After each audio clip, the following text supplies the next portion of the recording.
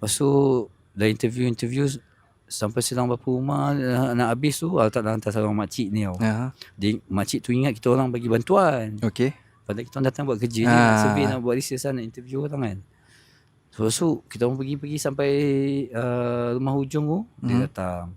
Lepas tu dia cakap, main lah mak makcik. Lepas tu dia kata, dia tunjuk, aku tanya, mak makcik kat mana? Mak makcik kat sana. Kat dalam tu. Dalam mana? Tengok dalam ni dah tak ada rumah. Cuma ada padang lapang. Lepas tu depan tu ada pokok pisang semua jauh. Tapi tanah lapang tu besar lah. Dia tu rumah makcik kat sana. Kita macam dah macam was-was sebab kita orang satu kereta 4 orang lah. So kita orang regroup balik, dah tahu lah ni makcik ni macam, kita orang tengok kawasan memang kini rumah. Lepas tu tiba-tiba padang. Lepas tu kan nampak pokok pisang. Lepas tu dia kata rumah belakang tu. So memang rumah takkan dalam kebun pisang kan. So memang dah regroup dah macam, makcik ni pun fikir kita orang bagi bantuan. Kita orang collect duit, pergi kedai kat depan tu, beli barang sikit, barang keperluan, barang dapur.